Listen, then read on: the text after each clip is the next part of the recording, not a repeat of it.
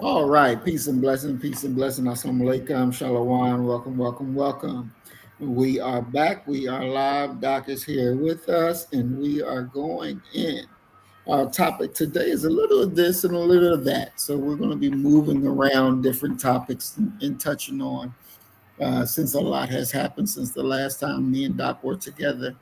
Doc, you want to give people an update about your book? Because I know the book should be ready, Yeah, if not.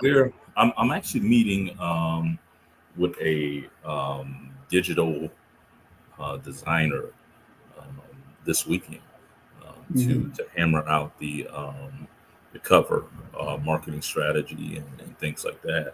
So that meeting will happen Saturday or Sunday, and depending on how that goes, we should be ready to roll. It's written. I spent my time very, very productively when I was away, finishing up some projects. So I got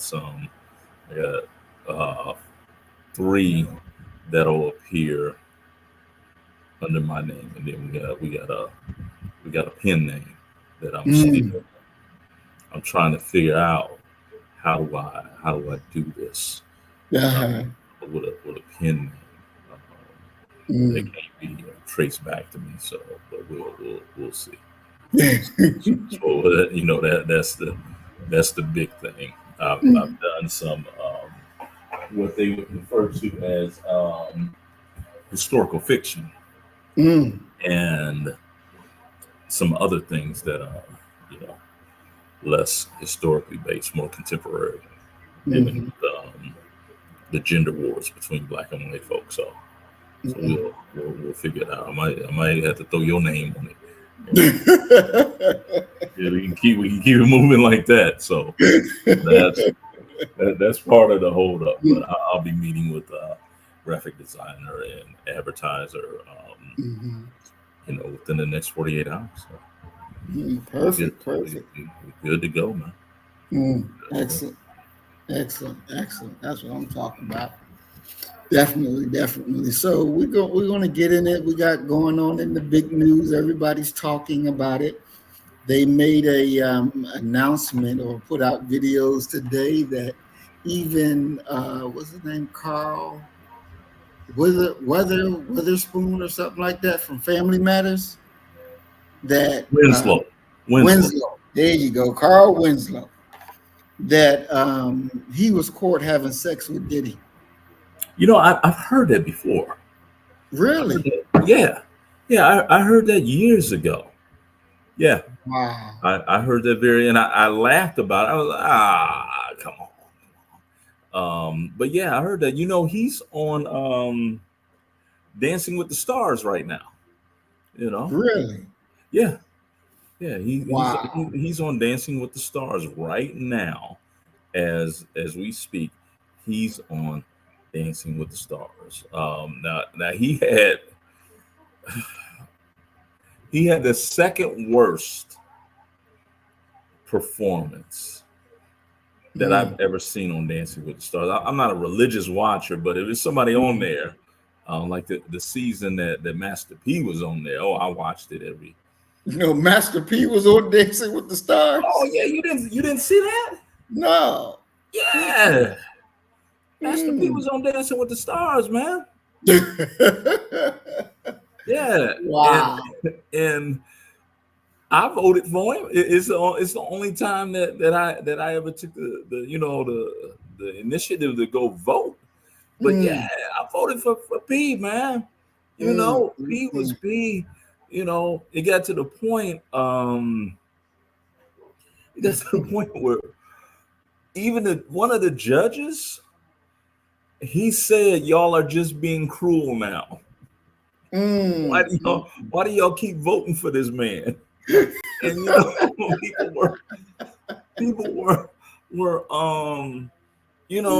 people like me. I want to see P win it all, man. And the girl, she said, I guess that the people usually are training for 30, 40 hours. P was giving them a good 3 hours over a week time. And he said, well, I think he dedicated to it in his own way. He was out there with some No Limit Soldier boots or shoes on, stomping around. You never saw that? No, I've never seen it. Man, go to YouTube and type in Master P Dancing with the Stars. Just turn the sound off. It is one of the worst dancing performances. But yeah, Carl Winslow is on Dancing with the Stars right now, and his performance was woo. He old, he can't move. Right. Yeah. And I heard that Meek Mills was trying to hire a firm to pay him $100 grand or something like that to find every incident where he's linked with Diddy and things like, so yeah. And see, the thing that has to be most frightening to everybody is that Diddy gonna tell on everybody, and they already got the tapes, and if it's that moment that I talk about often, that there's a level of trouble that you can get yourself into as a Black person, that there is no Black person who possesses the power to or the will to get you out of it. It's just what it is. You're caught. And in this thing for me, this hasn't been a secret. Like I said, I heard about Diddy and Carl Winslow, and I ain't connected at all, with any of that, and so it's definitely a situation where, why is this coming out? What is this? What is this really about? There was a she used to be, I think she lost this last election cycle. She was a prosecutor for Harris County down here in Houston. And I was working for African American News and Issues before they fired me. Okay, I had to always throw that in there. They fired me. Okay, but I was the one that would vet all of the political candidates that were running. All of them wanted the endorsement of Melanson, who's the owner of African American News and Issues. It has a circulation that is it's definitely in the hundreds of thousands. It's the church that it's the newspaper that the churches get. It's the newspaper that when you walk into a barbershop, it'll be there. It's a local community newspaper. So they all wanted that endorsement because they know that if they could get Melanson's endorsement, that it would in every way basically win the election. It would give them the Black vote, and that would basically put them over the top. So Kim Aug, she was running to be the district attorney for Harris County, and she said this to me, and I had never thought about it this way, and I think it's applicable to what we're seeing right now. She said, "You want me there in that office," because I asked her, something about why should we support you? Why should Black Americans support you? And she said, "You want me in that position because I'm the one that will decide if a charge will even be put against the person. I'm the one that'll decide if what level of charge it'll be. And I promise Black Houston that I would not overcharge when it came time to put, if we do decide to move forward with a criminal case. Mm. A prosecutor has an amazing amount of power. They can decide, yeah, we're gonna go forward with this, or they say, I don't know if we could win this one, or for whatever reason they decide to not prosecute. Mm-hmm. Something has happened, and I know many people talk about the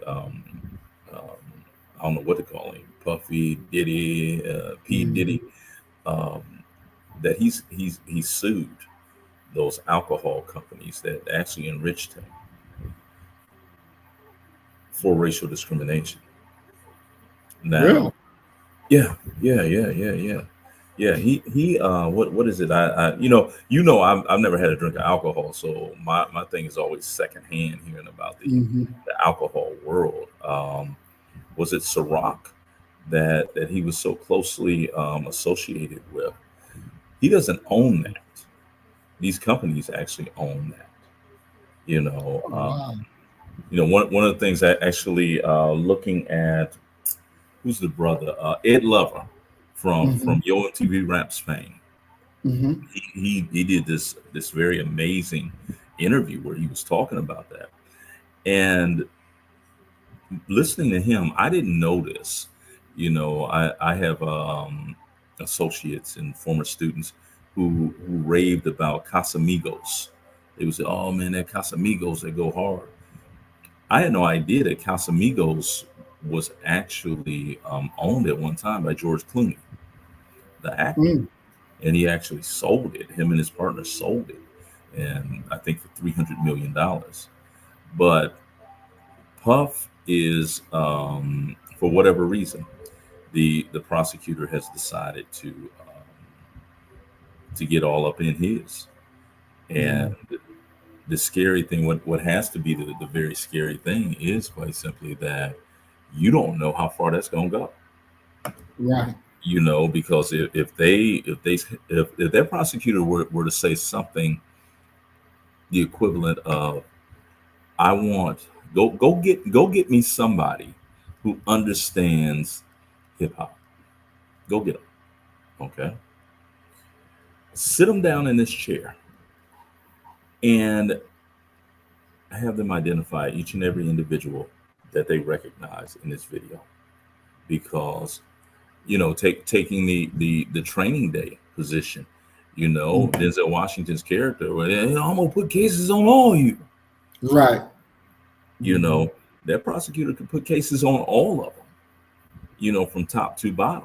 And when you're talking about, as they put it, big bank take little bank, Mm-hmm. you know, you're probably, if they want to, or if they've been ordered to from someone that's got more power, more connections than you do, you probably gonna be in trouble. And we Mm. can't and we can't. I don't think that we can ever forget, and it's one of the most beautiful moments of that shows power. If you ever watched the documentary about the Scottsboro Boys, Scottsboro, an American Tragedy, that was done by, I believe, PBS, Mm-hmm. the DA that prosecuted the Scottsboro Boys had aspirations for the governor's mansion, and this was Mm. going to be his way of getting his name out there, you know. And he says this that I think is just such a polarizing and scary thing for Black folk who don't have no power. He says, "I'm going to ride their black asses straight into the governor's mansion." Mm. Mm. There Wow.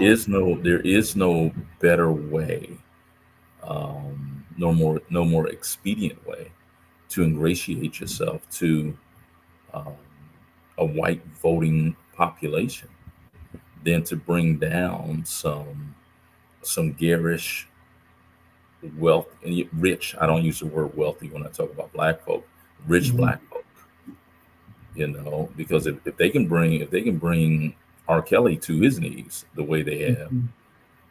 the way they have Puff, you think they can't get Jay? You think they can't get B? You think they can't get Kanye? You think they can't Mhm. get anyone they want to get? You know, and if you're not careful, because they're going to have their case tight, they could convince you that you did something, and you didn't do it. Mm, mm, mm. So Yeah. let alone a jury. Come on. Mm, mm, mm. Yeah. I remember that video where they convinced this white dude that he killed his own daddy and had him crying and all this stuff. And he confessed to killing his daddy, and his daddy was in another city with his girlfriend. But these cops had him convinced him that he killed his own dad. And it's like, what I, the I, hell? yeah, I don't know if you read Asada Shakur's book, Asada, her Hmm. autobiography, and she talks about why she was so paranoid about people taking her picture. She said they Mm, can take that picture and they can do whatever they want to with it, And she, in many ways, it's almost prophetic. She said they'll take that picture and superimpose it upon another body and have you convinced that you did it when you know good and well that you didn't do it. And now with AI, with all of this artificial stuff, look here, you mm, better control your image. mm, mm, mm, mm. Yeah, that's woo boy, that's crazy. That is crazy. Yeah. When I watched when the prosecutor did his thing and read the charges out, Hmm. and they concentrated on the baby oil and how many this and how many that, but it's like, okay, but what's really illegal? Because there was no children. This is all adult to an adult. So, where's the illegal part coming in? I'm still searching for that. Well, I mean, you remember, well, Jack Johnson, the first black heavyweight champion. Right. Hmm. They got Jack Johnson on it. It's the Mann Act. And what Jack Johnson had done was he had these two white girlfriends, and he took them when he would go fight, and he would go to promote the fight. He would go to different states. He took them with him. He had sex with them. They were both adults. Both of the girls were adult age. Hmm. They charged him. The Mann Act is when you're transporting women across state lines it's a federal case across state lines for immoral sexual reasons, and everybody's a consenting adult. Wow. That is the Mann Act, Mann.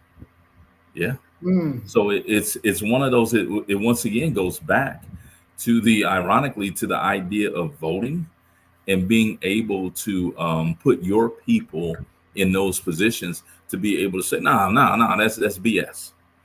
You know, Mm. I'll tell you this family story that we had. My uncles, Lord knows I love my uncles, but my uncles could find their way into some trouble.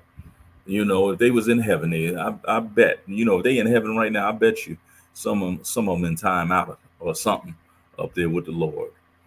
One of my uncle Danny, he Mm. became a truck driver.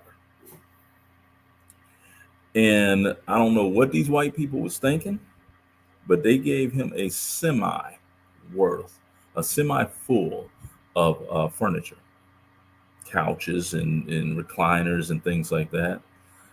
He drove that truck straight to my grandmother's house. Parked it in the alley that had all these trees. You if you weren't looking, you wouldn't see it. And they took that furniture upstairs because they lived upstairs at my grandparents' house. My grandmother, she was older. She didn't go upstairs. You know what I'm saying? These are Right. they in they 30s and 40s. Okay. They set up a showroom. Okay. And let people know in the community to come to the showroom. And if you wanted some furniture, you could get it on the low. Mm. Well, the owners of the truck, they ended up he had put down my grandparents' address or something when he had got the job. Who should we notify or what have you? Well, the police came and they found the furniture upstairs. They were taking everybody to jail, including my grandmother. What? Including my grandmother. Wow. Yeah. Wow. Yep. We're gonna take her to jail. That is crazy. And it was a black cop who told, and his name was McDowell or something like that. He was the only black cop in our community, and he he said no, take the handcuffs off her. She didn't know. My grandmother was in her, if she wasn't 70, she was in her late 60s. And you look at that,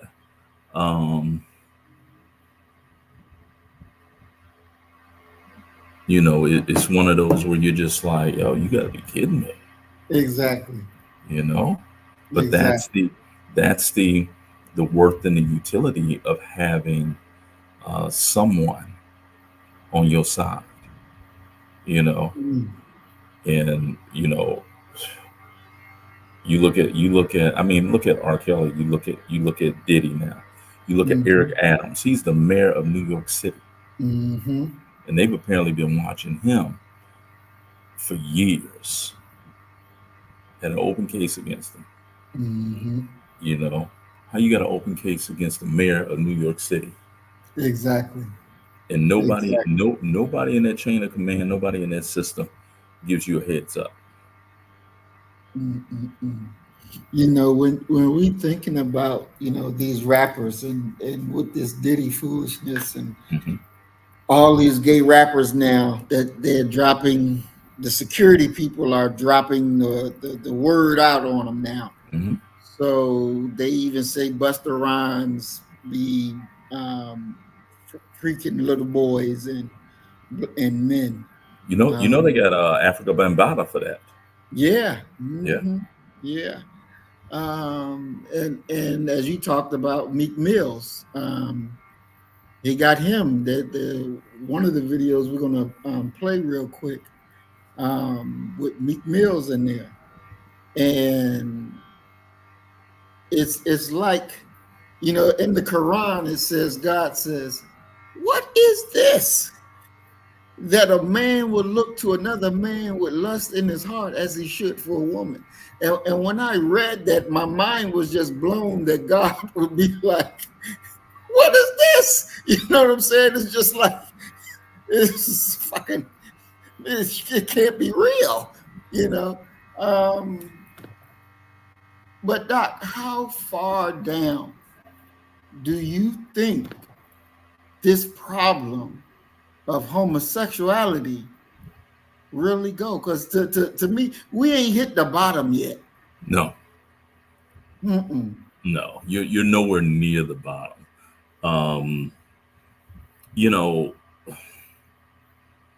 How deep and how far, I think that we would we would be frightened to learn how what the bottom is.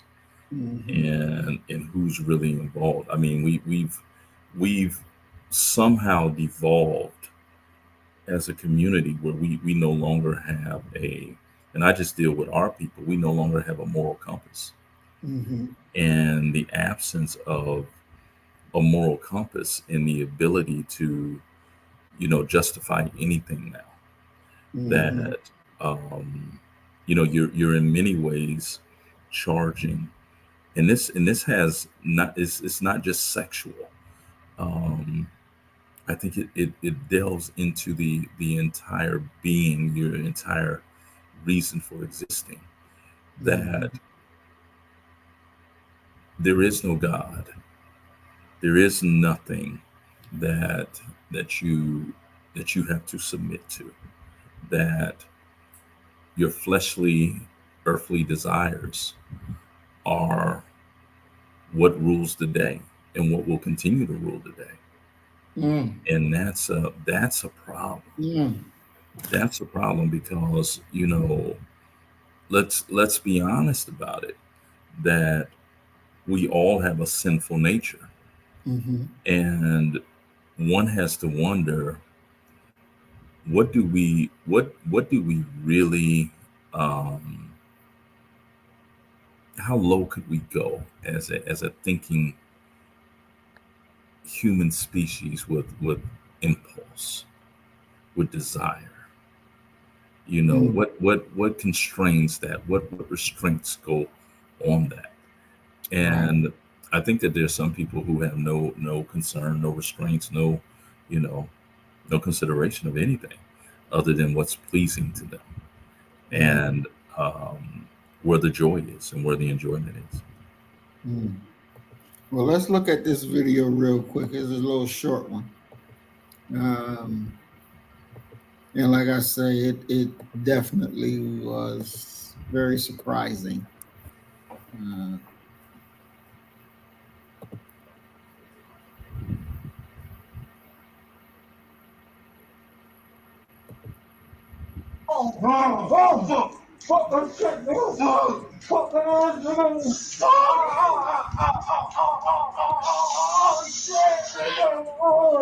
All the champagne was spiked. Like, all the champagne was spiked. Everybody was passed the fuck out. I don't drink. So I was playing that shit off like, I don't fucking drink. I smoke, nigga. Like, I smoke and I had my own weed, but like, everybody was passed out. Yo, Diddy had that man in the room. Look, yes, I put my ear to the fucking door and I brought the phone because Diddy started going in overdrive. I ain't know what the fuck was going on, but I just heard balls slapping against ass cheeks. I heard niggas struggling to take dick. I heard niggas being like, "Yeah, daddy." Like when he started all that daddy this and daddy that, and then I heard some hollering and struggling. Like, yeah, I kept the phone there and I recorded all that shit because I was like, this nigga Diddy rich. So I'm finna put the squeeze on and get me. So there we have it. Where again, and these security people and dropping this stuff, and so you have Meek Mills in the room getting banged by Diddy. It's this, Doc. It's like, if you have talent, why would you go and submit yourself to something like that so you can be on the stage with him, so you can that kind of marks a void stamp on your talent. But let's be honest about this. How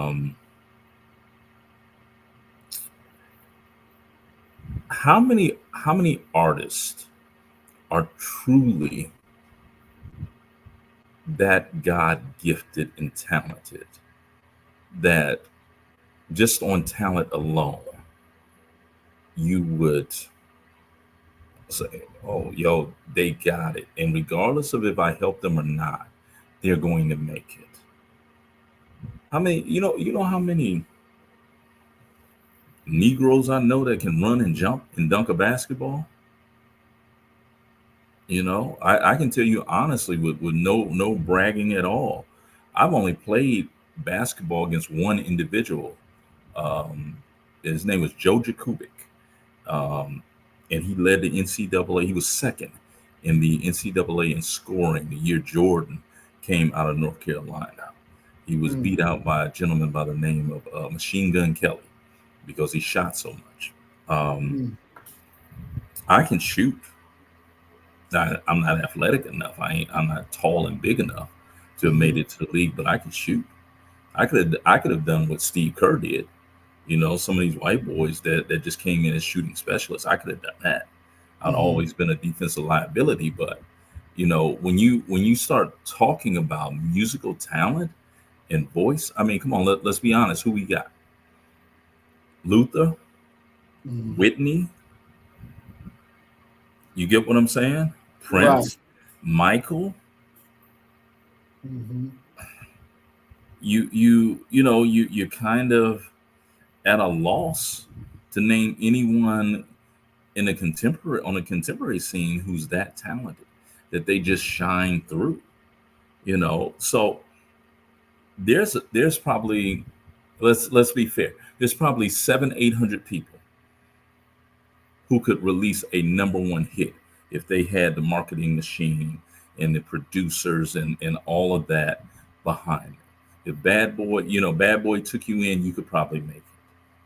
So now the question becomes, what are you willing to do to get that slot?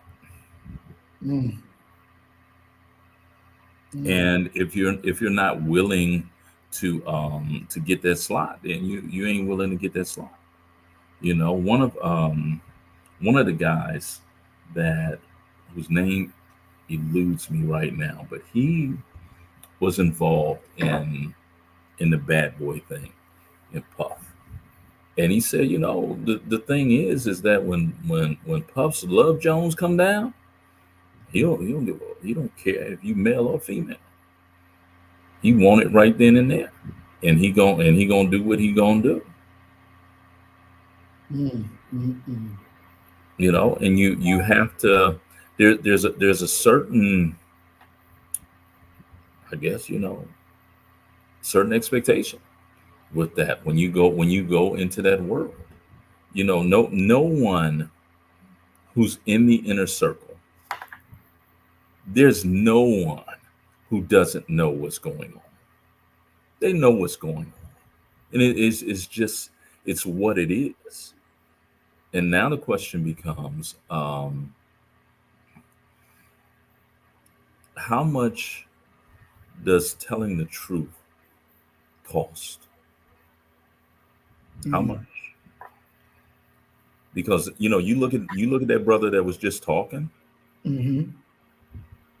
I bet he ain't got $200 in the bank right now. Exactly. You get what I'm saying? Right. He need that job. You know, and if you want to keep that job and you want to travel, you want to see things that nobody on your block has ever seen. Okay, you want to go to Paris? Yo, you can go with us. We got you. But you know not to talk about these types of things. You know, and it's just what it is. I don't remember who the artist was, but they happened to be at a recording studio when Michael Jackson had come. And Michael Jackson didn't want them to look at him, but he had to pass through their area to get to where he was going. And he said, you know, here we are, grown men. We had to turn and face the corner and put our noses up against the wall like we were little kids.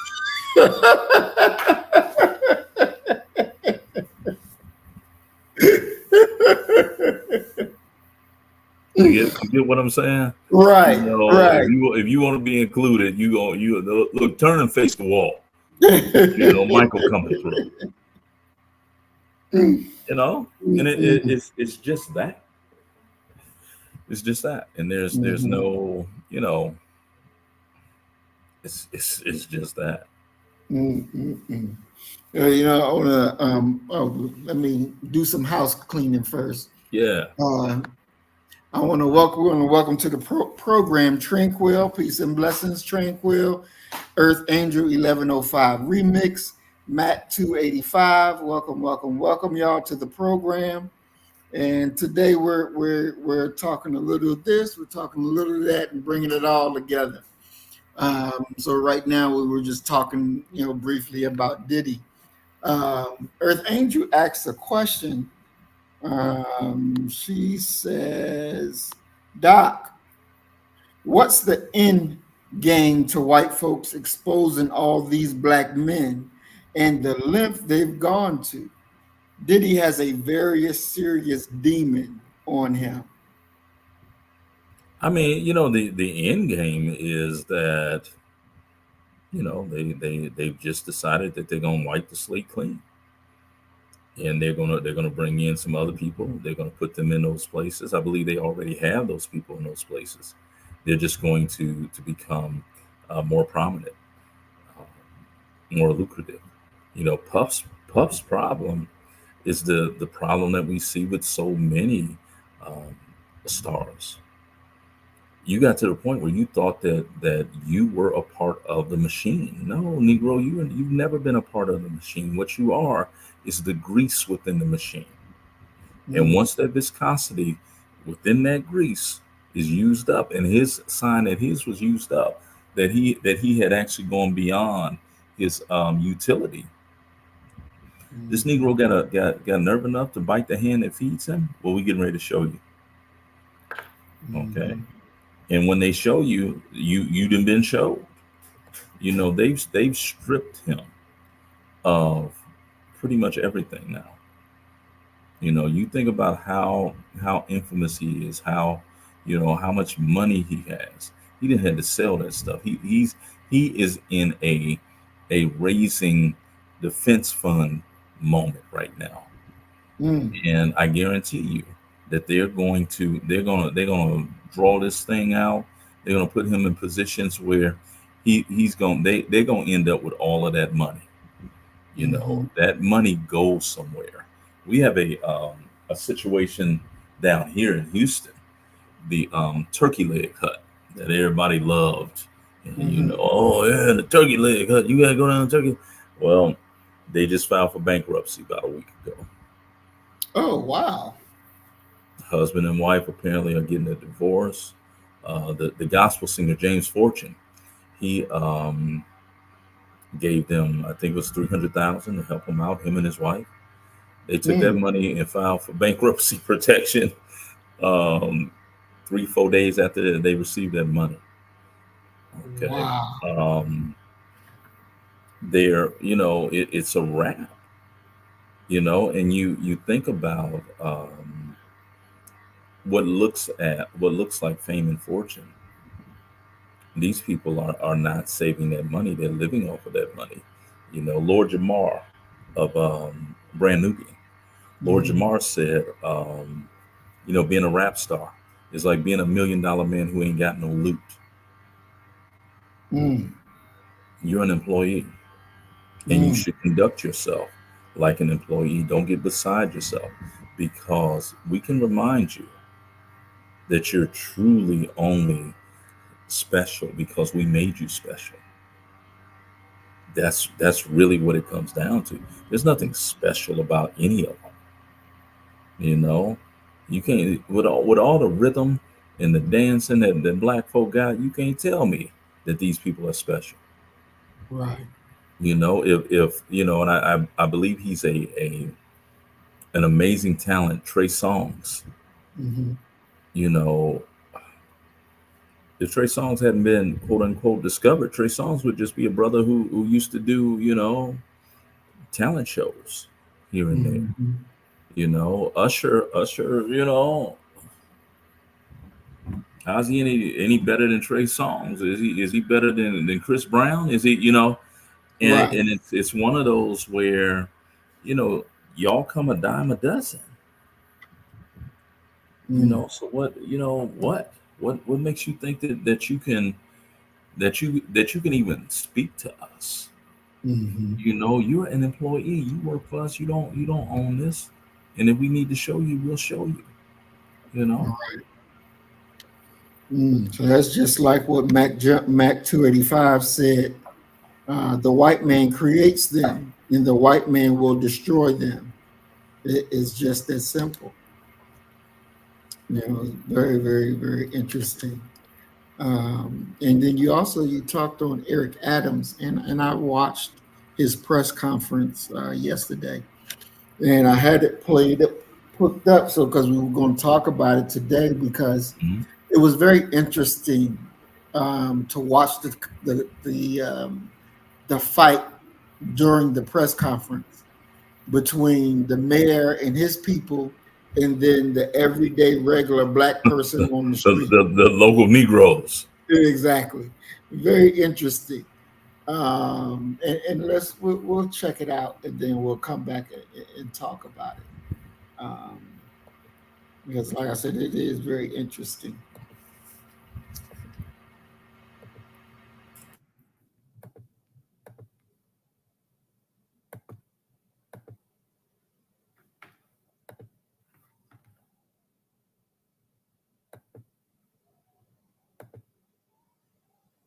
Have been one of them for many years, and they're going to continue to do their job, moving the city forward every day. It's an unfortunate day, and it's a painful day. But inside of all of that, it's a day when we will finally reveal why for 10 months I have gone through this. And I look forward to defending myself and defending the people of this city as I've done throughout my entire professional career. I want to now turn it over to the person who started me on this journey, Reverend Herbert Daughtry. Amen. Amen. Amen. Amen.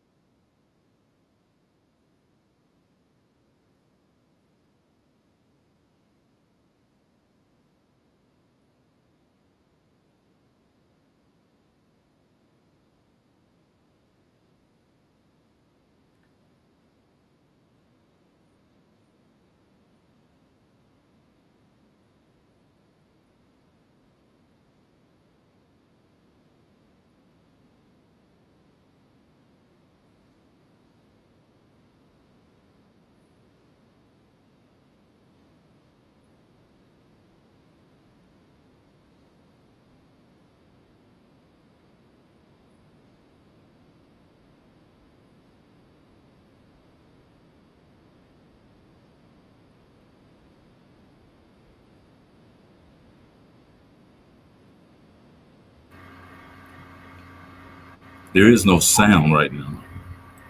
Oh, no. Let me redo it.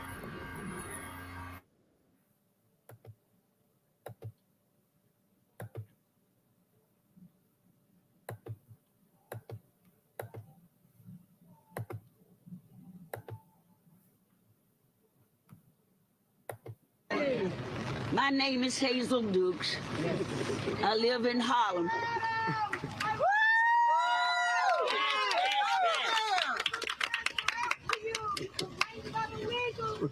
I'm 90.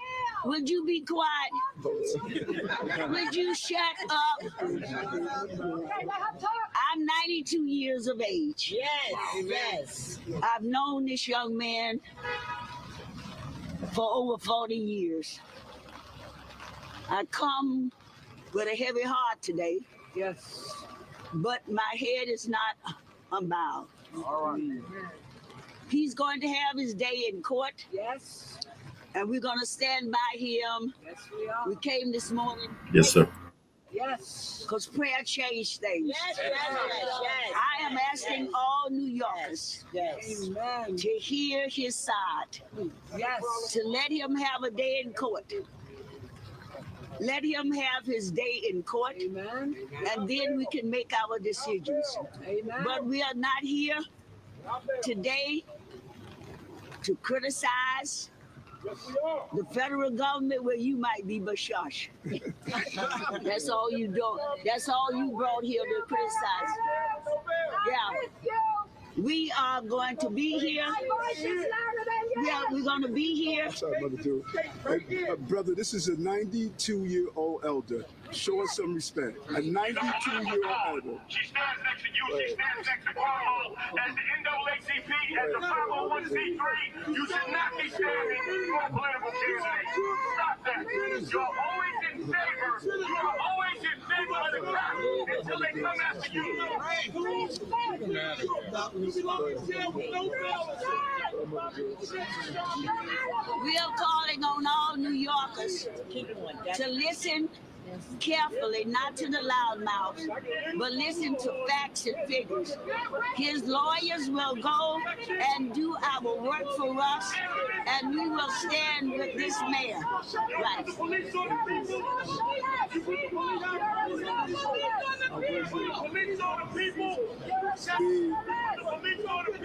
want to now bring one of our amazing bishops of Florida. You're an embarrassment to black people. You're an embarrassment to black people.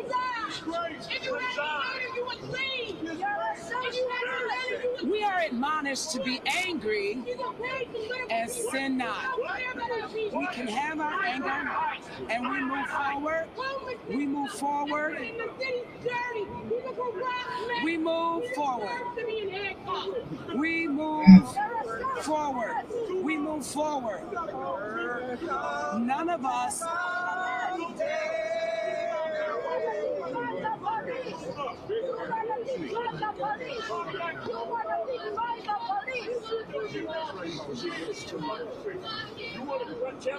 None of us have ever done anything in our lives that we've asked forgiveness for and it was not granted.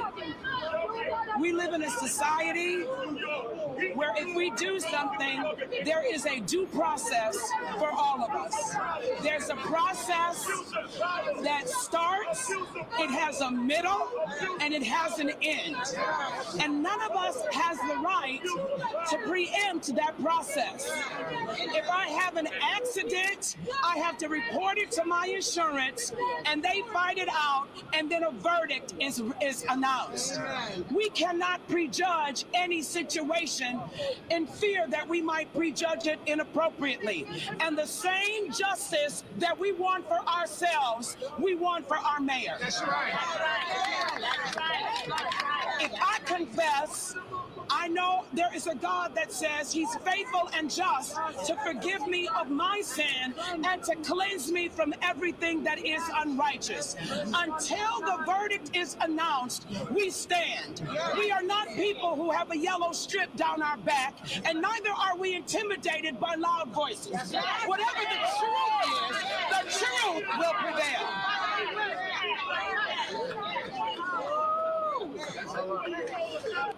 Now, it's real interesting to me when I first was watching this and the protesters in the back screaming and yelling. I was very proud of them to push their issue and show Mayor Adams that they're displeased with him as their mayor. When the 92-year-old sister got up to begin to speak, you know, I thought, okay, they're going to quiet down because, you know, she's up there and, you know, she's an elder and, you know, being 92 years old, you know, you're going to listen to what she got to say, you know, out of respect, even if you disagree, but respectfully, you know, you're listening.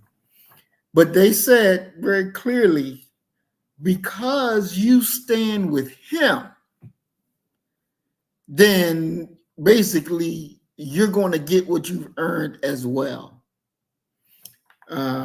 What's your thoughts on that, Doc? For me, I was like, okay, handle your business then. She on the wrong side of the street. She on the wrong side of the street. You're on mute, Doc. We can't hear you. That's exactly how it has to be. You can't, if a person is wrong, a person is wrong. If they're on the wrong side of history,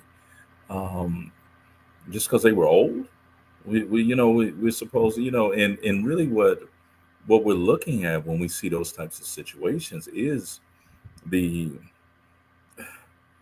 it's that reverence that the old guard has exploited and wielded like a force field to maintain their position. You can't address them, you can't talk to them because they're elders and they know better. Well, if they knew better, and I I'm not an advocate for younger people being disrespectful to Right. older people. There is a certain decorum that you can challenge someone and express yourself without it being rude and offensive and disrespectful.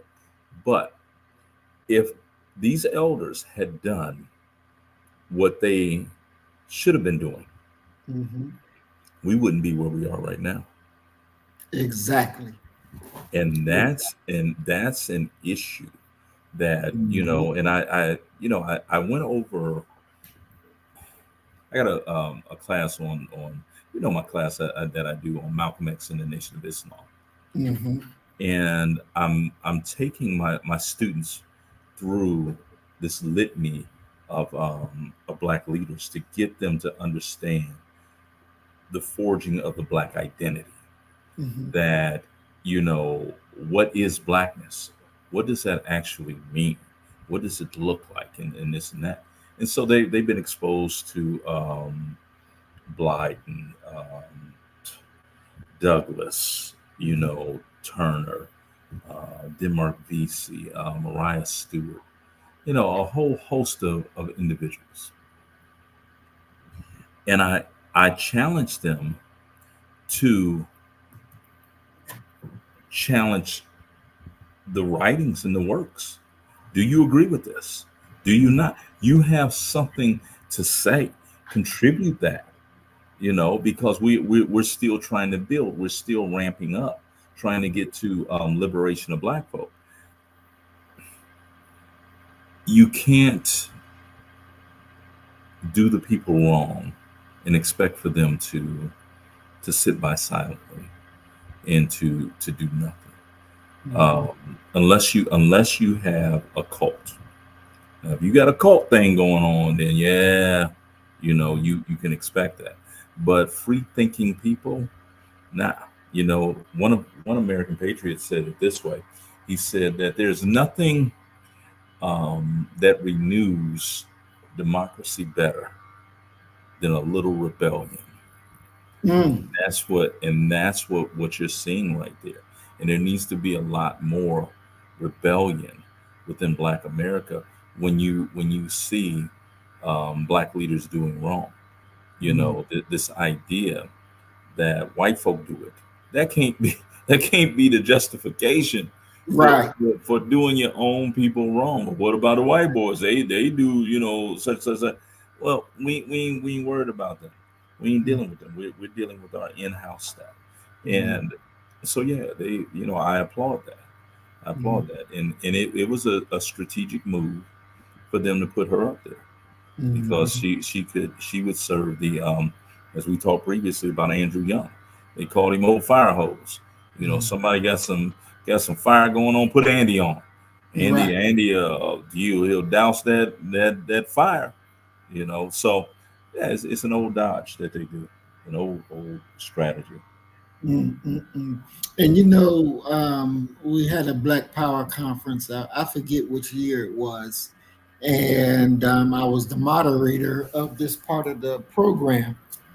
And I talked about, have our elders failed us in a sense, right? And a few elders on the panel were pissed off that I even made that suggestion. How dare you bring it? Exactly.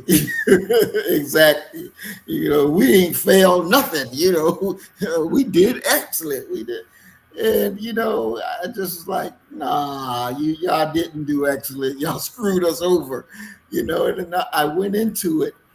And then, you know, people in the audience wanted to get into it. So I turned on them. And man, it was like they was trying to throw fire all over me. And, you know, and I'm standing there and I'm listening.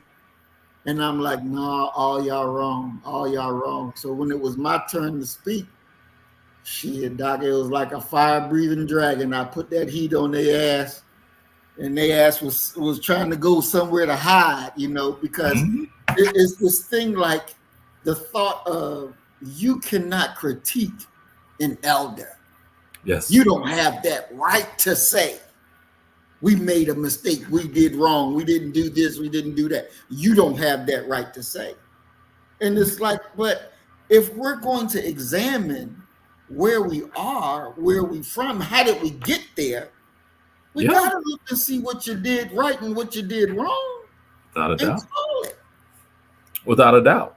But it's taboo, you know, and it's what it is, you know, that you are not to question the elders because they've been through it. They didn't fought the wars. They didn't. Well, you know, where we at? Where we at? And how we get here? You know, why are we in this deplorable state? And for me, I'm not one of those join organization type cats. That's never been my thing. Because I find so many of those organizations are so reactionary and focused upon what white folk are doing. When if they just change their focus and built something for black folk, you know, you can just build. You ain't even got to address them. Exactly. You know, nobody else addresses them unless they encroach upon their area. You don't see the Asians talking about them, but bring it over here to Chinatown and see what happens. You know, but you have voluminous problems that are not going to be solved, and they're not going anywhere. Unfortunately, you know, they're not going anywhere, and they're going to be here when our kids get here, because you can't question, you know, what so and so did. You can't, you know, it's like we had that back and forth on here where some people got upset when I took issue with Malcolm's historically incorrect construct of the house Negro and the field Negro. You know, even my best friend, he said, man, what you talking about, man? You can't be talking about Malcolm like that. I'm like, why not? He was wrong. Because Malcolm said it makes it infallible. No, he was wrong. You know, and I can explain to you why he was wrong. You know, but that's what you end up with. They will put the elders up there to silence you, to, you know, and then they bring God into it too. That, you know, we're gonna wait.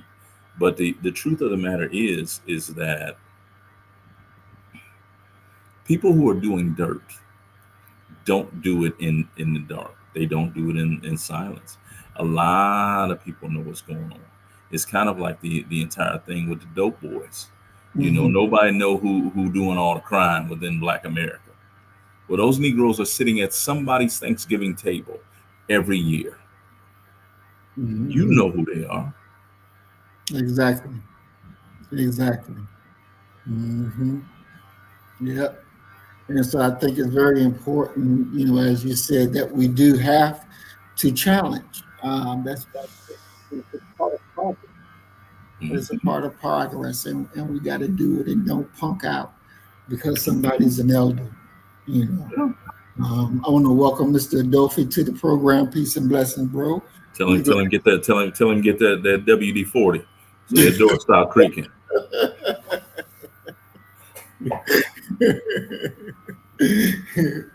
So do you expect Mayor Adams to survive his new challenge and What, stay out of, what do you mean by survive? meaning he stay in office and he don't go to jail. No, Mm, that's you know, that's a two-step thing. No, that Negro ain't gonna be that lucky. mm, Now he may be able to stay in office, but that is totally out of his control.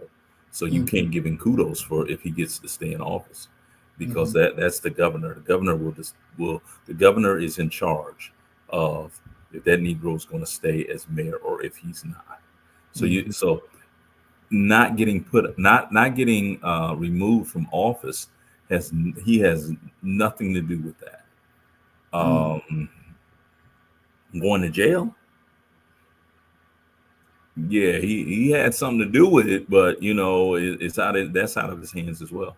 So I don't think that he's going to. If that's your definition of survive, Mhm. nah, Mm. because when they come for you, they got you, and But, that's what it is. Doc, you know, and you know, when they reading the charges and stuff, and they went back to when he was borough Borough president. borough president in Brooklyn. Yeah, Yeah. So they went way back. So you've been knowing this nigga been stealing or fraud or whatever. You've been knowing he been doing it for years. but that's And not you going away. hold it till now? Yeah, but that's not way back. That's building a case. And it just puts you in the mind of who else they got cases on. Mm, Because he ain't the only one. mm, Who went on them trips with him?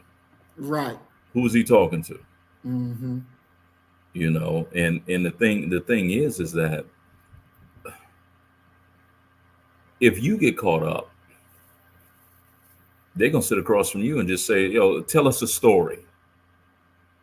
And when you come up with, you know what, I went to Turkey with Mayor Adams, and I know he didn't pay for that. We didn't pay for anything. Oh, really? Who else knew? And then they go get them and say, yo, tell us a story. Mm, If you don't want to get thrown under the bus, you need to tell us a story. And if you got somebody like me, I'm not a street dude, so I do not have to adhere to the no snitching rule. You know, if they put the pressure on me, I'm folding. I'm folding. You better take me out before I make it to the police room, because I'm telling on everybody. Wow. You know, Man, so that he's not is gonna survive. wow. Mm-mm. That's crazy because it's, you know, he says that, you know, all of this has come out now because he was talking about the immigrants and bashing Biden and Kamala Harris. Do Okay. you believe that's what made it come out? I don't know what the catalyst is for it to come out. The more pertinent question is, Negro, did you do it? Mm, Because for you to say, well, that's why this is coming out, that means you did it. exactly. That's an indirect Freudian slip admission of, yeah, I did it. But the reason that I did it is, you know, woody woo woo woo. I, you know, like with Puff, you know, Puff's thing hit after he issued that lawsuit. Once he sued them, hey, okay, let's go get him. Go get him. And many of the, I mean, come on, let's be honest. That bodyguard that we saw, who we believe got less than $200 in the bank right now. Right. How much you need to give him for him to talk? Not much. Obviously, not much the way he looked. Yeah, not much. You know, and so it's just what it is at a certain point. You know, what's the catalyst behind it? I don't know. But do they have them? Yeah, they got them. They got them. They don't come get you if they don't have you. You know, and as we've seen, I saw a news flash of a guy who had just got released from death row. He'd been on death row for like 40 years. Mm. They put you in a cell, convict you, and you ain't even done nothing. So Lord knows if you did something, they got you. Exactly. Exactly. You know, this thing with the elections, because Mac 285, he said, you know, all of this going on right before the election time is no coincidence. Do you believe that this is something tied to the election, since he was blasting the White House, Biden and Camilla, about this immigrant situation that's out of control, and you know, New York City is costing them all of this money and resources now that it's done, you know, spilled over. You know, see, I'm not a conspiracy theorist. Let me say that, but I don't put it out of the realm of probability Mm, that someone picked up a phone and called that prosecutor, that DA, and mhm, said, "Yo, go ahead and get him." That's fully within the realm of possibility, mhm, and it can be done that easily. Now, do I think that they sat down and said, "Yo, we got to go get Eric Adams"? I don't believe it happened that way. mhm, And then there's so many different possibilities and combinations, because you could have a situation where the prosecutor or someone in the DA's office, someone within their circle, has their eye on being mayor of New York City. mm. This could just be a very personal move. I mean, you remember when George W. Bush said he sent us to war because they tried to kill my daddy. Yeah. It can be something that simple minded that leads to it. You know, Mm, mm, mm. it doesn't have to be a big thing, and I don't think that Eric Adams' presence or removal is going to necessarily impact who will or who will not vote for Kamala Harris. Mhm, I don't see it. I don't think that there are many people, if any, in this nation who don't already know who they're going to vote for. mhm, I don't believe that. mm, You know who you're going to vote for. You know who you're going to support. And I'll say it this way as well, that it's not just who you're going to support, you know who you're going against.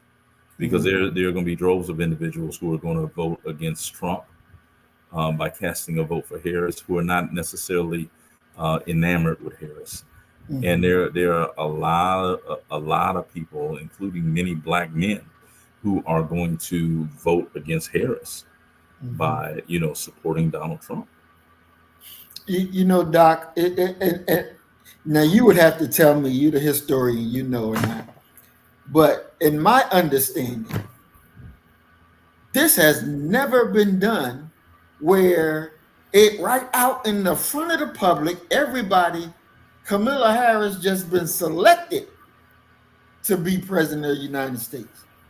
See Well, nobody vote for her ass, ain't nothing right in front of the world. She's selected to be president of the United States. Here, we're gonna put you out there. We're gonna run you well, like now come on, no. You where can't has say that that. ever You happened? can't. It's never happened before. Exactly. This process has never happened before. But you can't frame it that way and be accurate.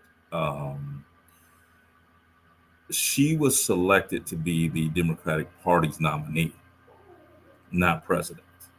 And those are two very, very different things. But the replace and you, I mean, come on, man. We have to also be honest that how can we say this? Joe wasn't gonna make it another 4 years. Joe probably wasn't gonna make it another 40 days, to be honest with you. Joe got old fast, real fast. It was an emergency situation, you know. For all intents and purposes, Joe Biden is dead. So you just get rid of the rules and say, okay, we're gonna select her, put her in the spot. Well, no. See, at the Democratic National Convention, somebody could have challenged. People could have challenged at the convention. Okay, that no, I want to be the party nominee, and they would have had to have a vote for that. The problem with that is that, especially when you're talking about how connected we are as far as information and media and things like that, it was talked about publicly that anyone who challenged this and derailed or prolonged this process was committing political suicide, because they're very clear of who they were going to go with. And when I say who they were going to go with, you're talking about the leaders of the political party. And this is not necessarily the strangest thing. I mean, go back and look at what the Democratic Party did to Bernie Sanders. You know, they selected Hillary Clinton. She didn't beat Bernie.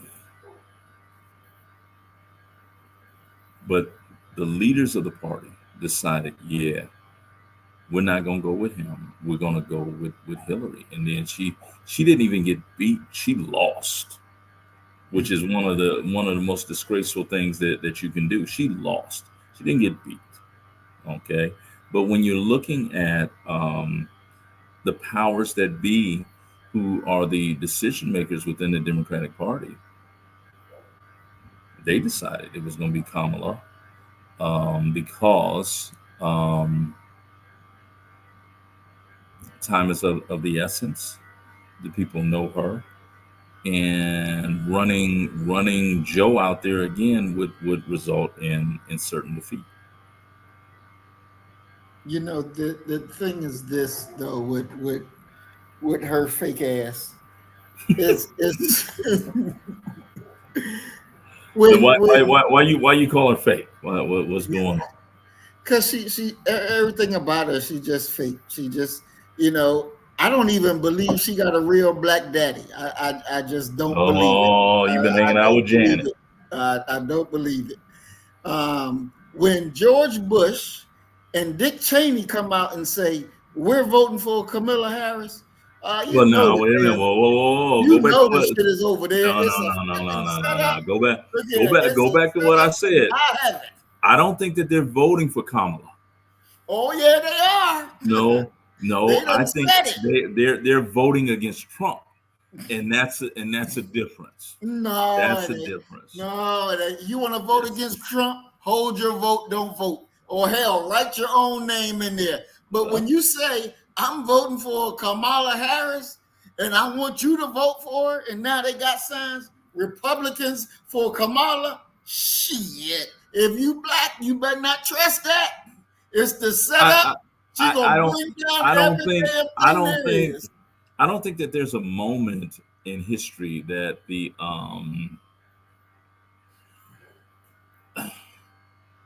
historically literate, the black historically literate would ever trust anything. You have to be pretty naive to not be paranoid about everything and how it unfolds. Okay, we don't know. I don't trust it though. Will I bank my stuff on Kamala Harris? There's some things that I would bank on versus having that fool Trump up there. I mean, but look at it. It's a reason they don't want Trump in office. And it ain't because, you know, he's just a fucking radical that's going to destroy democracy as they claim, right? Because think about it. They tried to shoot him once. They was going to shoot his ass. Who's that? Take his ass to jail. Who's that? Who's that? The establishment, however you want to call it. That's where I jump off the train. because see, it's an unknown boogeyman that's behind the scenes that's doing something. Who is the boogeyman? Who's doing it? What's the connection between here and there? That's what because if you wanted to kill the president, the establishment wanted to kill the president, you'd be damn sure he'd be dead. If there's an establishment, he would have been dead. And it's just what it is. Okay. You can't tell me the U.S. military doesn't have marksmen that could have done the job both times. And I think that's the thing, because they wanted to scare him because they didn't know what the Trumpsters, how they would actually respond if they put a bullet in his ass. So if they could shoot him and just pierce him to let him know, nigga, we tired of fucking with you. No. We tired of telling you to stand down, and your ass ain't standing down. Stand down in regards to what? Because they couldn't control him when he was in the first 4 years. They couldn't control him. He doing whatever the fuck he wanted to do. Once again, we return back to this unidentified they. Who is they? Because if you're talking about the power brokers and the and the wealthy, he's giving them letting them keep all their money. It is a bigger thing than that, because they want certain things done that Trump just wasn't going for. Like he just wasn't. He wasn't even the amount of pressure that they kept having to put on him just to lock the country down. Because he didn't even want to do that. He didn't want to lock the country down. He didn't want no mask mandate. He didn't want none of that. And, they kept pressuring him and pressuring him. Hey, people dying. And you're going to be the cause of all these people dying. Were people dying? Were people dying? They know shit is coming up. And they like, we can't get him to do what we want. But they know damn well they can make Harris do whatever the hell they say do. She gonna go right ahead and get it done. That's sketchy to me. I'm telling you, she get in there, it's over. It's over. Huh? It's over. What's over? The whole damn thing come tumbling down. If Trump get in, the whole damn thing come tumbling down. If Trump get in? No, if Harris get in. If Harris get in, we probably be at war the very next day. The very next day, we probably be at war. Literally. Soldiers over in different countries fighting. Literally. Don't trust her. I'm serious. It's just, she is not worthy of our trust. She's not worthy of our vote. It's just, we may have to do what we did in North Carolina when Hillary Clinton was running. And we had people working the polls telling black people, what you here for? Who are you voting for? Oh, I'm voting for Hillary Clinton. Why are you voting for Hillary Clinton? She don't like black people. She ain't a friend of black people. And you break that shit down, and they say, well, you know what? You're right. I'll see y'all later. It's just so you prefer Trump to be president? Over her, I sure do. Yep. I sure do. You know that man is insane, right? And immoral. He may be. He is. He may be. But. And he's self-advantageous. He's not going to have us in war no time soon. They're gonna really have to pressure him like they're trying to do now. Oh, it was Iran who set you up to be killed. Lying they motherfucking ass off. You got to see. You got to define they. Who's putting the pressure on him? Where is this coming from? What are you talking about? Where's the evidence? The evidence. If you like, I wish I ain't got nothing clicked up because I ain't thinking of going there. But I'm telling you, these John Boltons and all of those of that ilk, the Bushes, the Cheneys, all of them motherfuckers, they got something special planned for inside America. They got something special planned that's just going to, Look here. That's why I keep telling these white folks, y'all love America so much, but you letting this shit come down right on your motherfucking watch. Right on your motherfucking watch. What is it? What's coming down? I'm fascinated right about now. Yeah, it's the whole the whole, you know, it's a bad system. Give me some specifics on what's coming down. The totality of what this country is supposed to be, what it talks about on paper. The whole damn thing. What does that mean? Damn thing. You're gonna have the World Health Organization fucking running America, telling people you can't do this, you can't do that, you can't do this. I mean, it's just no good. No good. I'm telling you, it's just no goddamn good. You gonna have the World Health Organization, the UN, all these motherfuckers telling us what we gonna do and what we ain't gonna do. Give me 3 occurrences. Give me 3 occurrences of solid things that you're prognosticating are going to occur. The World Health Organization, we're gonna wind up doing exactly what the hell they say do. That's one. They already getting that they were already debating it on Capitol Hill, and the Republicans was like, hey, no, we better not. We better stick with what the Constitution say. The Constitution is our ground, is our way forward, not what the World Health Organization say. We better keep it right here and not pivot to something else to give some outside authority charge over what happens in America, what you can do or what you can't do. That's real. This is what's going on right here. So the very people who executed January 6th. Okay. And January 6th was a farce. That wasn't real. So that didn't happen? That not really. Not really, no. Wait, whoa. So you're trying to tell me when I sat here and watched on my TV and I saw a Viking run up into Congress. You saw a play. You saw a performance. Because the police, like, this is why I say when CNN had that video, I should have recorded it. Because they were walking around with their camera and the police officer was standing on the step inside the Capitol and he did this. That's what he did. And let the shit go. What you want me to do? Do your job. Do Which your is job. what? Do your job. Stop them. Put them back How? out. Take control. How can you stop? How can you be a black security guard or policeman and this stop was a white folk boy without killing? Said the black boy was running up the steps trying to get away from the people. The black one was running. The white one was just standing there like, I don't know what the fuck. Because it was an order to stand down. It was an order to stand down. Issued by who?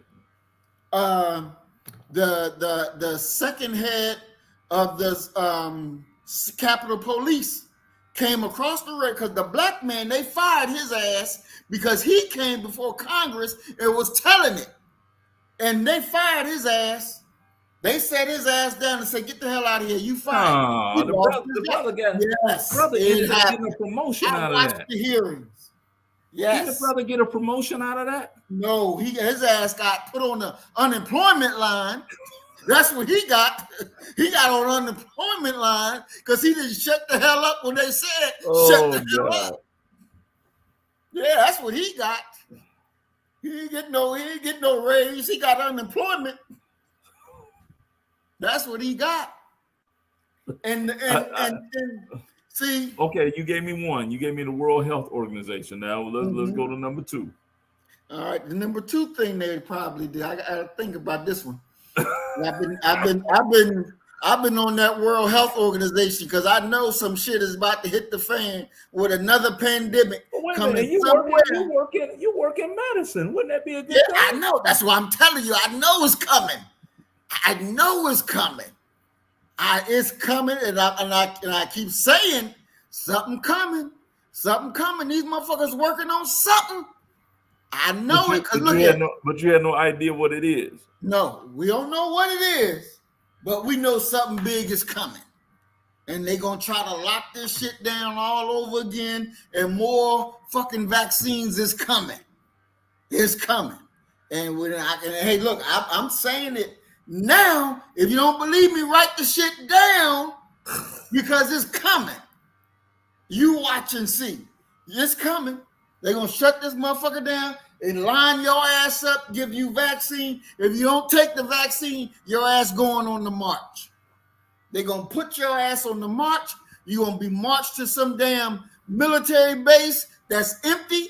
They're going to hold your ass in there because you refuse to take the vaccine.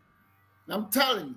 See, when Biden said you're going to lose your job if you don't go get that vaccine, your ass going to be on the unemployment line. These motherfuckers now saying you don't take that vaccine, your ass going to be on the marching line.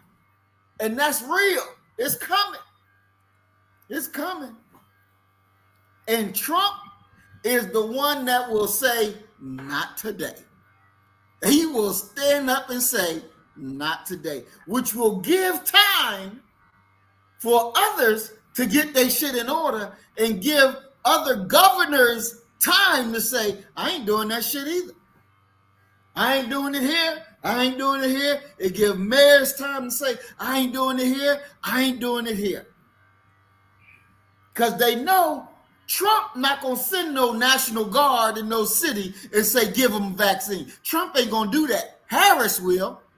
Harris will. She'll do it right with, yep, that's what you want me to do? Yes, sir, boss. Let's see. National Guard, sitting their ass in there and round their ass up. I'm telling you, that's what's going to happen. That is what's going to happen. It's set up. The die is set. It's ready to go in motion. And everybody, they already know it. We'd be the last ones to figure it out because, damn, the shit is at our front door.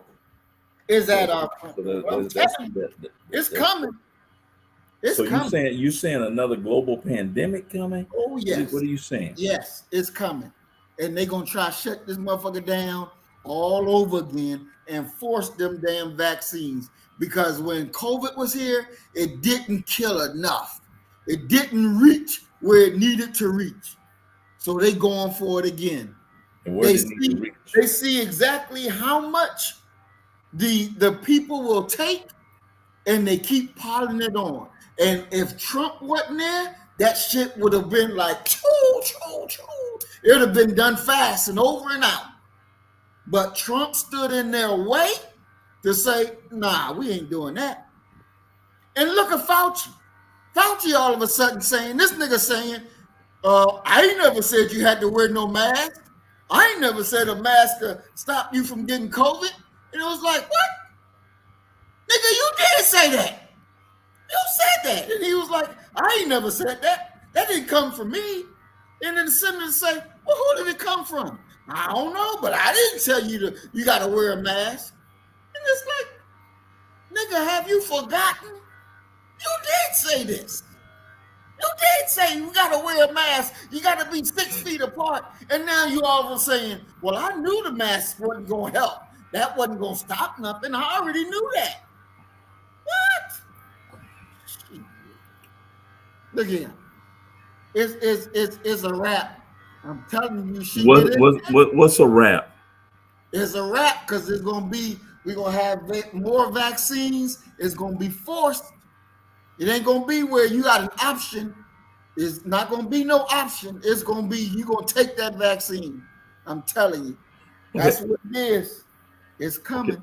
Okay, but wait a minute. That's two you didn't give me now. I'm fascinated by how you thinking. What's you got another one for me? And the third one will definitely be. I want to hear something that's going to directly affect black people.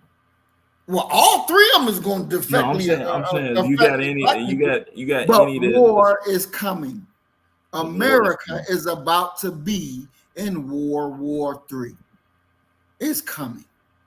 It's coming. Britain is going to Africa to get Africans to fight in their army, to sign up to be a part of their military. War is coming. It's coming. So when these motherfuckers is in Congress debating about whether to have a draft because they don't have enough soldiers now, and Britain is saying, hey, we don't have enough soldiers, so we run into Africa to get Africans to join our military, and America going to do the draft, so our children are going to have to be forced to go into the military to fight for a freedom that you don't even have right here. And Harris, Kamala, she going to be right line step. Yep, let's get the draft. Let's do what we got to do because we got to go fight. Trump, he ain't going to send nobody to go fight. You're going to have to do some real pushing and convincing for Trump to say, okay, we're going to send soldiers in the war. He ain't going to do it. But Harris will. Harris will. She'll do it. It's just like now. That's why they're trying to pump Trump up now and say it's Iran that's trying to kill you. It's Iran that's trying to kill you. It's Iran who hacked your campaign. It's Iran who hacked your campaign. Iran ain't did none of that shit. They ain't did none of that shit. But they lying and trying to blame it so that they can pump him up to say, okay, we'll do it. Because think about it. When Trump was in office, and he was talking about little rocket man, North Korea, and what he Kim do. Jong-un. And he met with him. And they're like, you can't do that. You can't go meet with him. That's not how it works. And he's like, what you mean? Watch me go do it. Because nobody can do it better than me. And he went and did it. And it was successful. It was successful. Trump marches to his own beat of music. You ain't lying. And because he does you definitely ain't lying about that. Yeah. And because he does that, that makes it a little better. It makes it a little better because he's not going to be willing just lay down and let them run over him and do shit that he ain't got no business doing. Man, if Trump win, he gonna pardon his damn self and gonna walk out the White House and be done with everything. Now he may pardon himself. He may do that. I'm not saying he won't. He ain't got no interest at all in being the president and doing shit unless it benefits him financially or in regards to his freedom. Period. He don't care nothing about none of this bullshit that people talking about. It benefits him. It will benefit him financially if he stops this. The three things that we talked about, he stop it from happening on his watch. It will definitely benefit him. You think that? Do you honestly think? Honestly, do you think that Trump even knows what the World Health Organization? If you say WHO, do you think that he would know what you're talking about? Yeah, because he had to deal with it. Yeah, he would know. He would know. Most definitely, he would know. Mm-hmm. I highly doubt that. Mm-hmm.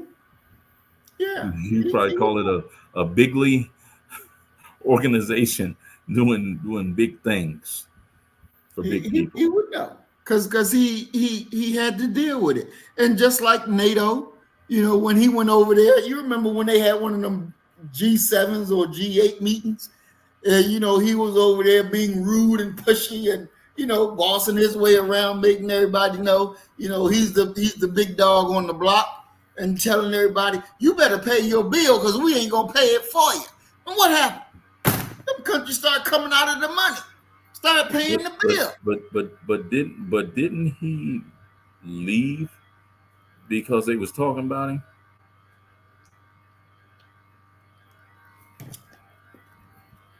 Maybe, I don't know. I don't recall. Yeah, he left one of those meetings early because he overheard them talking about it. Mm-hmm. But they could have, and hey, like it is, if he ain't there, you ain't got no meeting. That's just the bottom line, because America is the power. If America ain't there, you ain't got no meeting. You ain't got no meeting. Now everybody just talking loud and ain't saying nothing because America just walked out the door. So meeting's over. That's what he said. So you're an American now. Oh no. Don't get it confused. What the fuck are you talking about then? Don't get it confused. Now I don't want, see, because I understand how this shit gonna affect our people. So if it's gonna save our people, then damn right. Then look here, this is what need to be done. Because we need to save our people. And I know I don't trust Harris for nothing. But you trust Trump? I trust Trump to be Trump. That's what I trust. And that's horrible. I trust Trump to be Trump. That is horrible. Not all of it. Not all of it. Not all of it. Give me the highlights then. Well, look. How will I benefit from Trump being Trump as president? Because you ain't got to take no vaccine. You ain't going to your son, your nephews, your friends' children. They not going to war. They're going to be safe and secure for at least another 4 years. To give time to prepare for when shit hit the fan. They got their food, and they got their medicine, and they got everything stored up they need. So he's going to give us time. He's going to give us time to prepare. We'll get 4 years to time to get our shit together. Because after that, it's on like popcorn. With all of the inefficiency, okay, and the wasting of time that we know that our people are seemingly black belt experts at, you think 4 years would make a difference? Yes. 4 years definitely will make a difference. It will make a difference. And any time that any extra time that we can get is a blessing. So I believe that those 4 years will give us time to get things together, because we're not where we need to be at this present time, where our people we're just not where we need to be. And so if we're blessed with another 4 years of Trump, that extra 4 years of time, we can get a lot of stuff done. Because we know after that is done, after his term is up, it's on and popping. They're coming with a vengeance. They're coming with Who's a vengeance. they? The establishment, those who want to do what need to get done. I mean, you got to realize it was President Biden who said, if you don't take this damn vaccine, you ain't got no job. Now, before being president, he said, well, we can't make them do that. I can't do that. I can't say that. After his ass got president, he said, get that goddamn vaccine or you're on the unemployment line. And nurses and everybody crying because they got to get that damn vaccine. That was true. And that was the Democrats. And that was the damn bing, bing, bing. That's going to make America all right. He was Sleepy Joe. Wait, hold on. Rewind. Can you do that again? What you just did? The ding, ding, ding.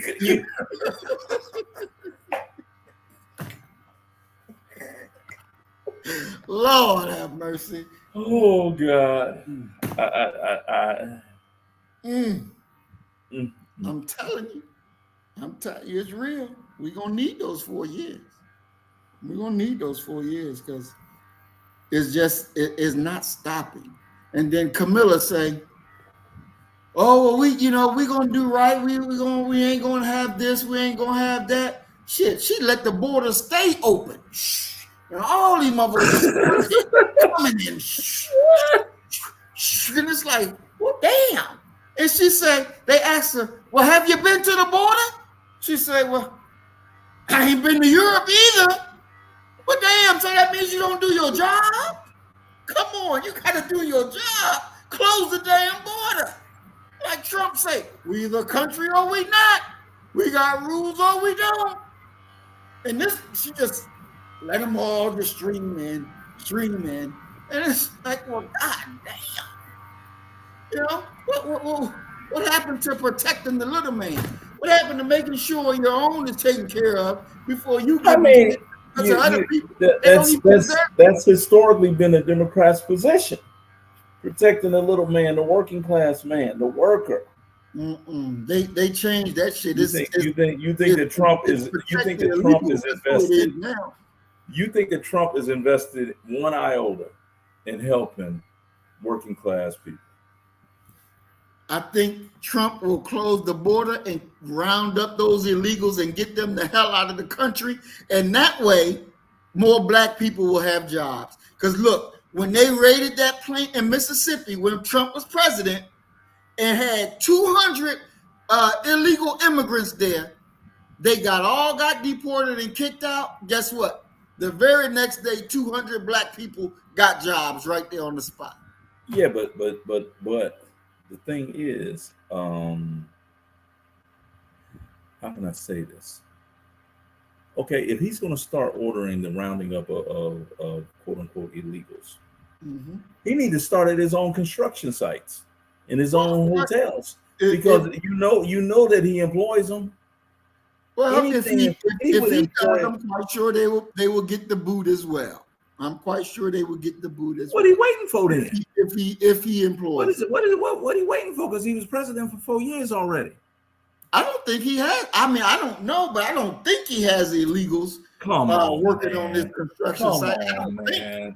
Come on, you know good and well he got Consuela cleaning up Trump Towers. I don't know. If they in there, then they legal. I'm quite sure if they in Trump Tower, they legal. Because you know what we know, if he had illegals in Trump Tower working, CNN, MSNBC, they'd be flooding in there with that. Look, you got illegal here, you got illegal here, you got, and then it'll be a real contrast where he would actually look bad, and then his MAGA group of people will be like, well, damn, what the fuck? You know, he ain't got no illegal work in there. Because it would have been came out. It would have been came out. It's like you gotta remember what he said about his followers. He said, I could murder somebody on Fifth Avenue and they would still support me. Well, no, he repeated what the news said. That's what he said. That. I heard MSNBC say it before Trump.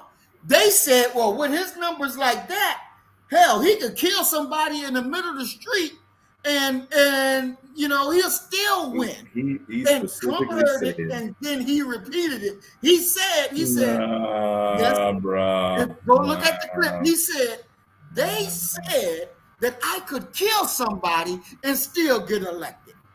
What's the difference? What's the difference? It's the same thing. You know, you got people who are following, you know, his quote unquote lead. And at the same time, he's cutting their throats. You know, there was a great CNN thing where it was actually PBS where the guy was talking to an older couple in West Virginia, and they were talking. The husband had emphysema, some type of respiratory issues going on, and the wife had her own issues, and they were on the Affordable Care Act. And they explained to him, they said, you do understand, because they were Trump supporters, they said, you do understand that Trump is saying that he's going to get rid of Obamacare. And they say, oh yeah, it needs to go, blah, blah, blah, blah, blah. But they want a extension of the Affordable Care Act because that's where all their insurance and their care came from. They didn't understand that Obamacare was, you know, the same thing as the Affordable Care Act. He's dealing with people who don't truly understand those matters. And they're going to follow him. It's just what it is. You know, if we had a politician that will come to us and say, I am your justice, I am your retribution, and really be back about that, black people would follow and black people would vote for them and black Oh, people shit. would go right down that line. Look, yeah. When I hear him talk about that, I think he's talking about putting us back in Parchment Farm on some damn plantation. Get out of here. Nah. No, what he's talking about, and I'm listening not from a black perspective, but from a white perspective. You need to be listening from a black perspective. No, to understand what he's talking about. To understand what he's talking about, it's this, because one, white folks has been getting the poor white folks got rafted, just like the poor black folks got rafted. It's not a long stretch. It's the same conversation that King had with those crackers while he was in the Birmingham jail. It's the same conversation. It's the same thing. King was telling it to him then. Look, y'all ain't doing no better than us. You getting screwed over by the same people, but you looking the other way because your skin is the same color as them. And it's most of y'all in worse from a Birmingham jail. than us. Would you say that? You're talking about letter from a Birmingham jail. Right. Mm-hmm. Yeah. And so King was letting them know right then and there that y'all ain't no better. Y'all ain't doing no better than some of us may be doing better than y'all, but y'all getting the shaft right along with us. So you might as well join us so we can come out of there together. But these are the same people who lambasted King as being a communist. Of course, because they're stupid. They were not thinking outside of their white lens. Okay. They were not thinking outside of their white lens. Are they capable of thinking outside of their white lens? Yes, even they are today. They are capable. They are capable. They are. They are capable of thinking outside of it. They're capable. 1,000% they're capable. When have they ever done that? Well, I know the ones that I've had conversations with, the ones that are definitely, some of them are definitely MAGA supporters, because when they hear me and watch us, they're nervous about my running for office, because they hear one thing from when I speak, it resonates differently with them than it does with our own people. So it's like I told a few of them, you've been voting white first all your damn life. Mm-hmm. But where has that really gotten you? It hasn't really benefited you. Not one time. Not one time. So the things that we do that are black first, we're going to do what needs to be done. Now, in creating that black first environment, that doesn't mean that we're going to go and, put an axe on our back and start walking out and looking for every white person we find and chop their head off. No, that doesn't mean that. But it means that you'll be living in an environment where you have true freedom, justice, and equality. It is not something where we're gonna steal from you and oppress you so that we can be better. That's not what we're about. Yeah, but listening to what you're saying, and ironically, I got my shirt on, my Black Panther Party for self-defense shirt. What you're talking about is what the Panthers talked about during the 1960s and 70s. It's what Fred Hampton was talking about when he says black power to black people, brown power to brown people, red power to red people, yellow power to yellow people, white power to white people, all power to the people. The calls and the olive branches that have been extended to white America for not decades, but centuries by black revolutionaries and freedom fighters. These white folk are addicted to, the majority of them, the vast majority of them, are addicted to the whiteness. And if freedom for them is, if the prerequisite for freedom to them is to follow a black person out of the cave, they would rather stay in that cave.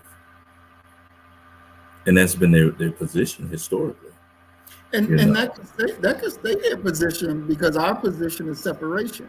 You know, we want our own. We'll take over our own cities and we'll run it. And if you're living within those bounds, then you're going to enjoy true freedom, justice, and equality. If you don't like being under black authority, then get the hell out of the city. And, you know, it's just that's the way it is. We're not asking for anything. We're literally taking what we want. We're not asking. We're not submitting. So why deal with Trump and their system at all then? Well, as I said, it's to our benefit. It's to our benefit if Trump is president. It's to our benefit because it gives us time. That's why it's to our benefit. It gives us time. So, you know, it is definitely my perspective that Trump get into office and win. That's what my hope is. I don't want Kamala Harris to win at all. I do not want her to win at all. I think she will be the death knell to the foolishness, or to the death knell to our creating the desires, creating the actual reality that we want as Black first. I think she's the death knell to that. We won't have that needed time that we definitely need to pull things together. I don't think Trump is a bad guy for America. I don't see it as that. You know, when we actually compare, you know, the economy then to the economy now, even dealing with COVID, shit, gas was a whole lot cheaper when Trump was president than it is right now. Biden done went in and withdrew all the fucking oil from the national reserves like a jackass, which fucked us over. And if something happened when war comes up for real, and we don't have the oil that we need, and our resources are already drained. So, you know, the Democrats, more not just Democrats, but, you know, Biden and Harris, they done fucked us. And they will continue to fuck us if she gets in office, because she will be an extenuation of the fuckery. So, you know, we just have to say, stop. We ain't having it. It's just not. We just can't do it. We can't trust her. We can't do it. And she ain't even Black. Like Janet Jackson said, she ain't fucking Black. She's a pretender. She's a fucking pretender. And that's what it is. And that's what it is. She ain't Black. Ain't no way in the world. She don't want to be Black. She ain't never wanted to be Black. And she ain't. And she ain't. In hell, from the shit I seen, she got her grandmama is white. Her grandmother is white. So she ain't Black. She ain't got no blackness. She ain't got no blackness. And hell, Black people don't wash greens in no fucking tub. We don't do no dumb shit like that. What are you talking about? Yeah, she had a nerve to say, and I wash my greens in the tub. Bitch, I don't wash greens in no fucking tub. But she said that, trying to be what she is not, trying to be Black. And they let her get away with that bullshit. They let her get away with it. I see the thing about the greens now. Yeah, that's what she said. And she got her little hot sauce with it. That foolishness. That foolishness. Come on now. Oh yeah. And she worked at McDonald's. Okay, now let me ask you this. Okay. I'll use the word if. She wins. What's your next move? Work as fast as we can, because the goddamn fat lady is fucking singing. The fat lady is fucking fast as you can to achieve what? To achieve as many as the goals that Black First have to keep our people secure. in the limited amount of time that we have, that all of our plans will be pushed into overdrive very, very quickly because the shit the fat lady is singing. If her ass become president, the fucking fat lady is singing and singing very, very fucking loud. And you know, like Mac Jones asked you, Doc, and I've asked black people this too. What has Trump done to you personally? When Trump was in office, what did he do to hurt you? And every black person I've asked, all of them said either he cut their taxes or he ain't did shit. No, that wouldn't be my answer. So what's your answer, Doc? What did Trump do to you? He served as a personal fucking embarrassment, okay, to the nation. Lord. He is immoral, okay. He's soulless. He's godless, okay. I know. Well, I met one of the Central Park Five, okay. Went to school with my best friend, okay. You know, his record on discriminating against black folk in the housing market. Okay. So for me, you know, I'm a man who believes that you win with people. And I don't see him as good people. I don't see him as somebody that's trustworthy at all. Now, Doc, he addressed those two issues that you raised. He addressed them, and we gotta hear it out. What two issues? The Central Park Five and the discrimination written to black. What did he do? So we on the same wavelength. What did he do in regards to the Central Park Five? He put out a ad in the New York Times. A full page ad. Yes, that's what he did. Calling for what? For them to be executed. Okay. Okay. Now he explained it. He said, well, I heard that they said that they did it. So he said, well, if you tell me you did do this, then my reaction is, then you need to die for what you done. And he said, after he put his thing out, you know, years later, people saying, oh, well, now it was forced. Now it was this, it was that. So you got to judge it in the time frame that it happened, not with being able to look back and say, oh, no, they were innocent. No, they were beat to enforce to say these things. No. Because look, if it wouldn't even take that for me to say a cracker would lose his life out, because that's just how I think. if you take it in context, they said we did it. He heard they said we did it. So he come out with the full page ad saying, well, this should be your punishment. Now the recanting didn't happen the same time that they said they did it. It was years later that the recanting and all of this stuff happened. No. The recanting, the recanting was way before then. It's just nobody listened to or believed them. That's what that is. If they're recanting, you know, in their private, and it ain't made. No, it wasn't private. It wasn't private at all. Public, Doc. It didn't make the public.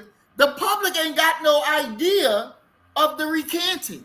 The public don't have no idea just like you brought up the thing with Puff and Carl Winslow. We'll use that name. And I told you, yeah, I heard that. Mm-hmm. I heard that years ago. Right. Okay. With the Central Park Five, I heard that within months of them being arrested and jailed and tried, that they had recounted that, because I remember articles that were written about that. about the parallel nature, ironically, with the Scottsboro boys. It was almost the exact same thing, that you have poor, indigent Black boys who are being railroaded. We heard those cries early. Now, where y'all was listening to and seeing and what have you, I can't talk about. But that's not how that went. And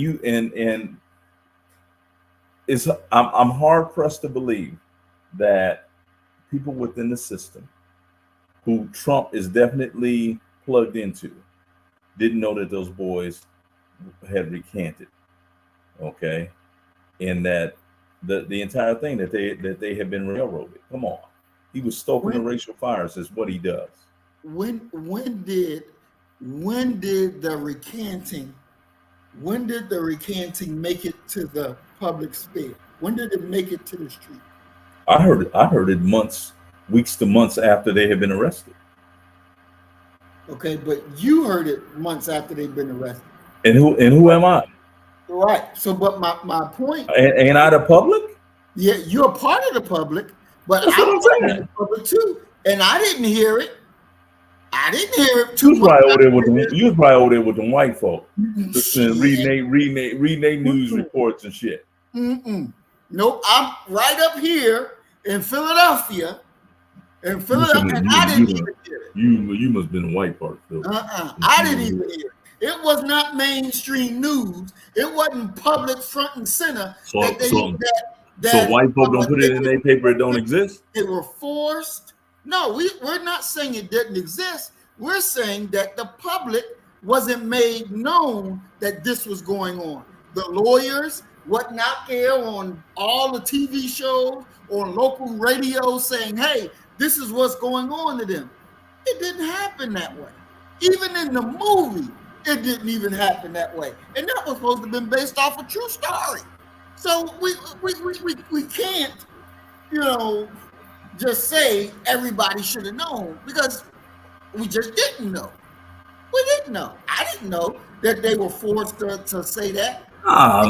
You didn't even know about Schoolie D. So I know that you didn't know. No, because I'm not a rap dude, so I don't know about that. But I think that I understand when Trump explained it. It just fucking made sense. It just made sense. Yeah, you didn't fell under that white spell. That's what that is. I just see through the bullshit. You didn't fell under that white spell. You didn't fell under that white spell, brother. You can always come back home.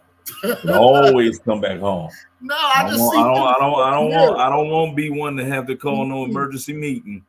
Talking about we got a brother in our midst. And we're gonna have to jettison him up out of here. We don't know who gonna tell him, because he gonna act a fool when he here. But we got one behind our lines that ain't thinking right. No. We got to be able to see through the bullshit. I mean, hell, they tried to impeach him 3 damn times while he was president. Come on, man. Trying to kill him, trying to lock him up, do all this shit to him, just so you don't put in office again. We're going back to Dave. Shameful, boy. How the mighty have fallen. You'd been. I ain't seen you in a couple of weeks, and when I re-engage you, your mind is all frazzled. Nah, boy, I just see that bad boy clear as day. I see that picture clear as day. Okay. Clear as day. That Kamala Harris, boy. Okay. No. I'm telling you, you can always come home. You can always come back home. All right. We are at our time. We want to go ahead to closing comments. And go ahead, Matt. All I'm going to say is this has been a revealing and shocking night. Some of those that I thought were soldiers, most notably Brother Maurice And Mac, I didn't trust Mac anyway when he left me over here without no electricity and all that shit. Talking about that his stuff was on. So yeah, when you look at it from the right direction, yeah, you should. You know, I shouldn't have been surprised. So yeah, that's all I can say. None are righteous, Lord, are there? None are righteous. Not one. They didn't get to you.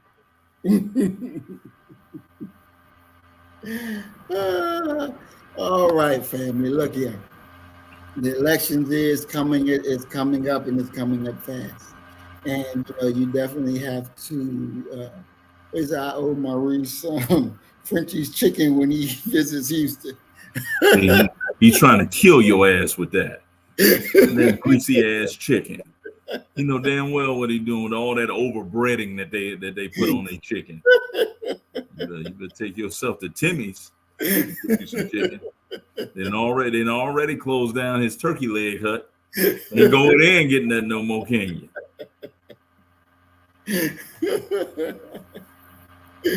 Oh boy, this has really been a fun program today. We had a good one today. We want to thank everybody for joining us. We love y'all. Please like, share, subscribe, share the videos. Let's get our numbers back up and let's do what we do. And please be safe. Be safe. Be safe. Be safe. Do not take this time laying down because we have to work. We have to work. We got to get shit done because the reality is what we need to get done. The government ain't going to do it. We got to do it for us. We got to do it for us. So we have to make it happen. That's what it is. We have to make it happen. And as we always say, you kill the nigga in you, I'm going to kill the nigga in me. And our God will reign supreme. We are Black first. Today, tomorrow, and forever. Love you, family. Peace and blessings. Assalamu alaikum. Shalom. Peace. You better get the message and get it straight. You're gonna need some bridge work. It's simple as that. Because we're living in judgment. We're living in implementation.